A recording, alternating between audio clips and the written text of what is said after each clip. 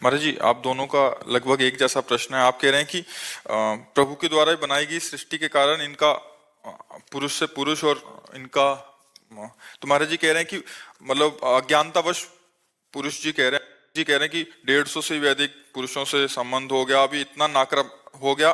मैं भूतकाल की सारी वैसे किसका वैसे कोई छुपाने या शर्माने का विषय नहीं है। जैसे हम डॉक्टर के सामने अपनी हर कमी रखते हैं, ऐसे हम संत सदगुरुदेव के सामने अपनी बात रख सकते हैं।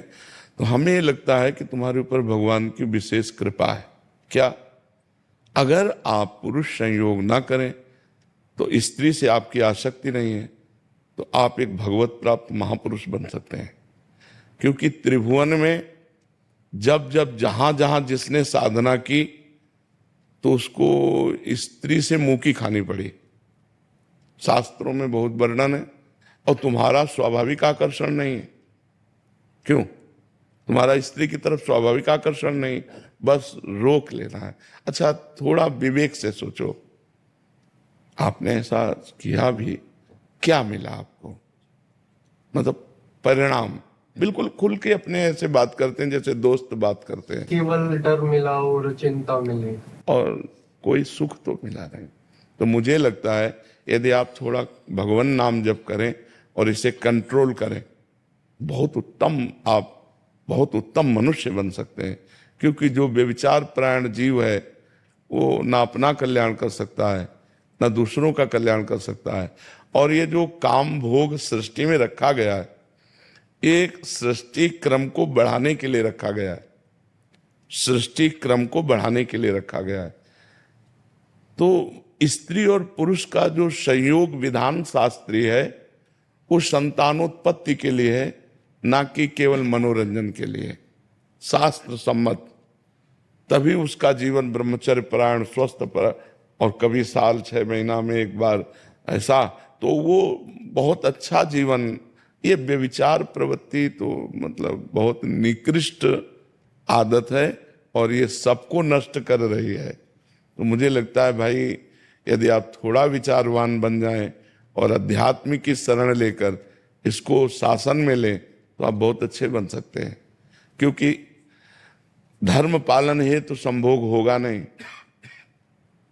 संतानोत्पत्ति योग संबंध होगा नहीं है, केवल भोग विलासिता मनोरंजन। तो हमें आप खुद अनुभव करके देखो, क्या आप ऐसा जीवन नष्ट करना चाहोगे? तो मुझे लगता है नियम और संयम में आना चाहिए। अगर आप अभी अनुभव कर लें तो कर लेने, कुछ दिन बाद हमारी बात याद कर लेना, हाथ कुछ नहीं लगेगा। अच्छा, दूसरी बात, थोड़ा विचार करो, कहाँ क्या है सुख भाई? हम ऑपरेशन करके आपको बता रहे दिमाग के, हमारे दिमाग का क्या है भाई? कौन सा सुख है? दुर्गंध और मल भरा हुआ है, वहीं से तुम्हारी रति है। मुझे लगता है कि ये पूर्व संस्कारवश, ये आपकी कोई उपज नहीं है, ये आपकी कोई मनपसंद बात नहीं, आपके दिमाग में पूर्व प्रारब्धवशात ये संस्कार है।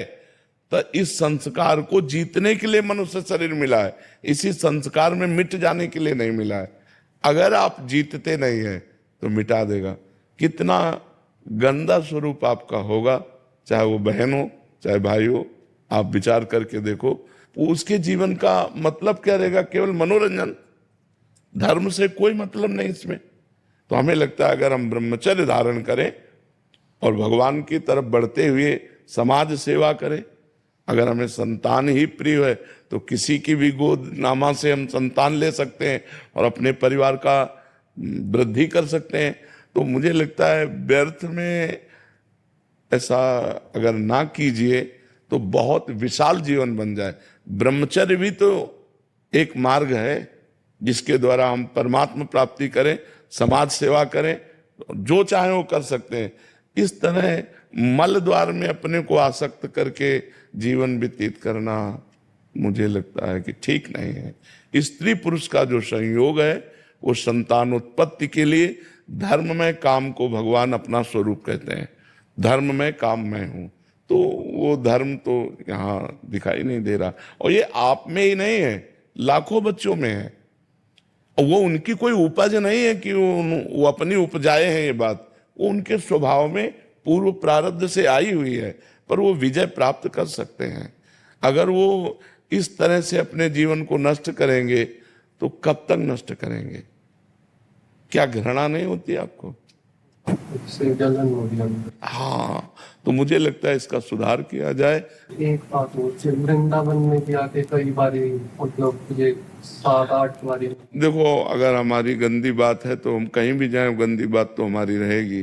तो सत्संग में जैसे बोले थे कि ये उपजाऊ भोग हाँ, बिल्कुल पाप। के अंदर से कि एक पाप आपको 1,00,000 बारी दंड देगा, तो आप हाँ, तो आप ऐसा करना कि वृंदावन की परिक्रमा करना नंगे पैर और मौन रहना, नाम जप करना राधा राधा, और फिर साष्टांग दंडवत करना जब परिक्रमा हो जाए, और गलती मानना वृंदावन से, बड़ा कृपालु वृंदावन है, वो क्षमा कर देगा। और धीरे से इसका सुधार कीजिए, सुधार करने से ही हमारी बात बनेगी, नहीं तो जीवन बर्बाद हो जाएगा। बच्चा इसे खराब करती है। इसीलिए वर्तमान में राधा नाम जप करो, अधिक भगवान नाम जप करो, बलिष्ठ बनो, इंद्रिय विजयी बनो, समाज सेवा करो, माता पिता की सेवा करो। संतान की आवश्यकता हो तो बहुत से लोग ऐसे हैं जो अनाथालय में संतान दे देते हैं। बहुत सी ऐसी सुविधाएं हैं जिनके द्वारा हम अपनी वंश परंपरा चलाने के लिए दूसरों की संतान, या अपने रिश्ते नातेदारों में बहुत से संतानें होती हैं, हम किसी से गोदनामा लेकर अपनी संपत्ति का अधिकारी उसे बना सकते हैं।